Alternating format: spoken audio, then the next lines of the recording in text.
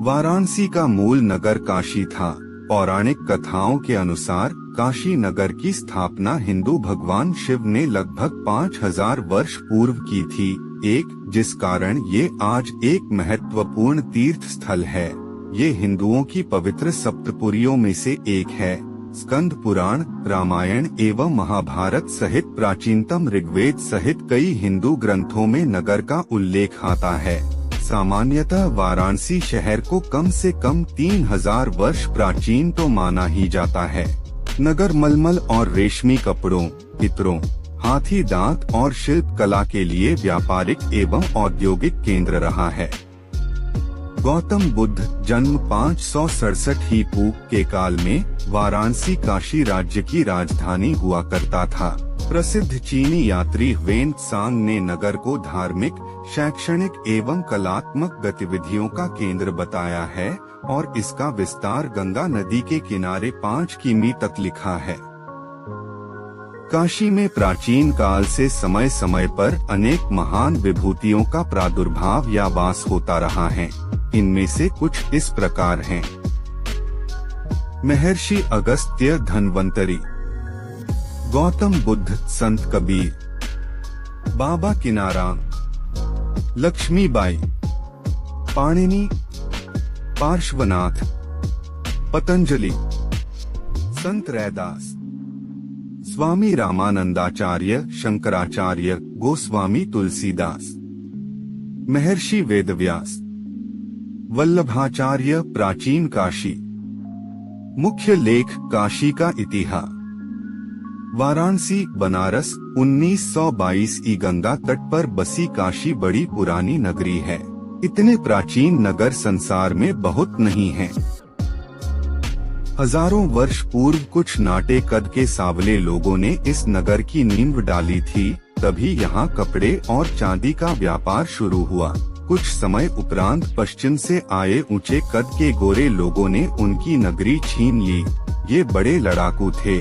उनके घरद्वार न थे, न ही अचल संपत्ति थी। वे अपने को आर्य यानी श्रेष्ठ व महान कहते थे। आर्यों की अपनी जातियां थीं, अपने कुल घराने थे। उनका एक राजघराना तब काशी में भी आ जमा। काशी के पास ही अयोध्या में भी तभी उनका राजकुल बसा। उसे राजा इक्ष्वाकु का कुल कहते थे, यानी सूर्यवंश। काशी में चंद्र वंश की स्थापना हुई।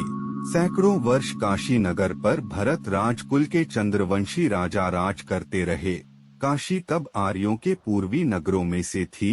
पूर्व में उनके राज की सीमा, उससे परे पूर्व का देश अपवित्र माना जाता था। महाभारत काल।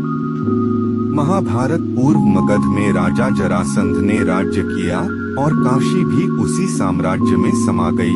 आर्यों के यहाँ कन्या के विवाह स्वयंवर के द्वारा होते थे।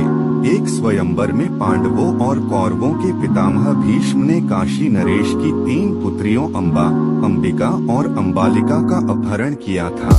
इस अपहरण के परिणाम स्वरूप काशी और हस्तिनापुर की शत्रुता हो गई। महाभारत युद्ध में जरासंध और उसका पुत्र सहदेव दोनों काम आए। कालांतर में गंगा की बाढ़ ने पांडवों की राजधानी हस्तिनापुर को डुबा दिया। तब पांडव वर्तमान इलाहाबाद जिले में यमुना किनारे कौशाम्बी में नई राजधानी बनाकर बस गए। उनका राज्य वत्स कहलाया और काशी पर मगध की जगह अब वत्स का अधिकार हुआ। बनारस का तैलचित्र 1890। इसके बाद ब्रह्मदत्त नाम के राजकुल का काशी पर अधिकार हुआ।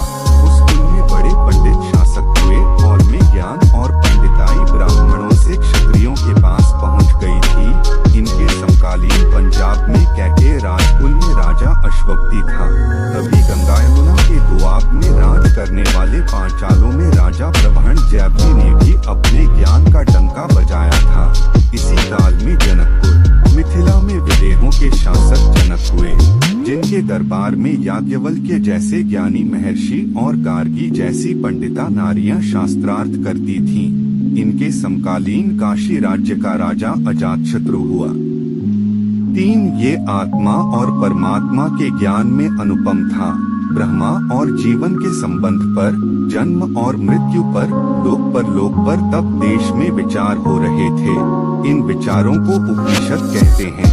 इसी से यह काल भी उपनिषद काल कहलाता है।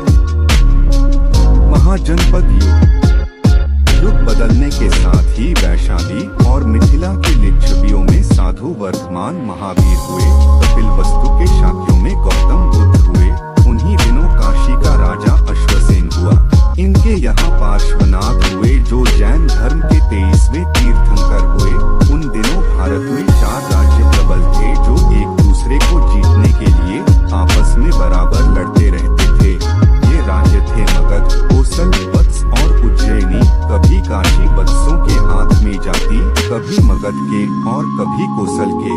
पार्श्वनाथ के बाद और बुद्ध से कुछ पहले कोसल श्रावस्ती के राजा कंस ने काशी को जीतकर अपने राज में मिला लिया। उसी कुल के राजा महाकोशल ने तब अपनी बेटी कोसल देवी का मगध के राजा बिंबसार से विवाह कर दहेज के रूप में काशी की वार्षिक आमदनी 1 लाख मुद्रा प्रतिवर्ष देना आरंभ किया और इस प्रकार काशी मगध के नियंत्रण में पहुंच गई। 3 राज के लोभ से मगध के राजा बिंबसार के बेटे अजातशत्रु ने पिता को मारकर गद्दी छीन ली। तब विधवा बहन कोसल देवी के दुहक से दुहखी उसके भाई कोसल के राजा प्रसेनजित ने काशी की आमदनी अजातशत्रु को देना बंद कर दिया, जिसका परिणाम मगध और कोसल समर हुई। इसमें कभी काशी कोसल के, कभी मगध के हाथ लगी। अंततः अजातशत्रु की जीत हुई और काशी उसके बढ़ते हुए साम्राज्य में समा गई।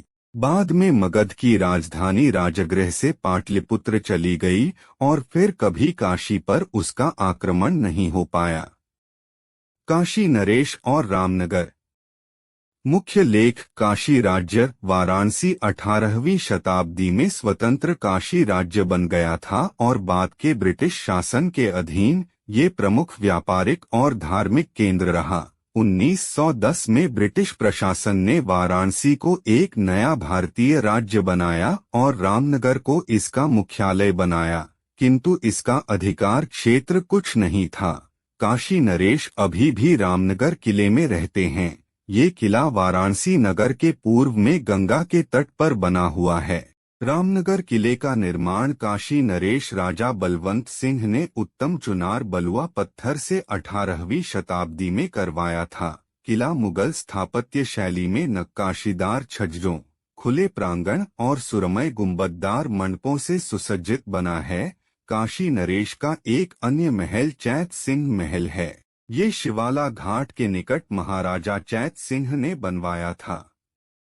रामनगर किला और इसका संग्रहालय अब बनारस के राजाओं की ऐतिहासिक धरोहर रूप में संरक्षित हैं और 18वीं शताब्दी से काशी नरेश के आधिकारिक आवास रहे हैं। आज भी काशी नरेश नगर के लोगों में सम्मानित हैं। ये नगर के धार्मिक अध्यक्ष माने जाते हैं और यहाँ के लोग इन्हें भगवान शिव का अवतार मानते हैं। नरेश नगर के प्रमुख सांस्कृतिक संरक्षक एवं सभी बड़ी धार्मिक गतिविधियों के अभिन्न अंग रहे।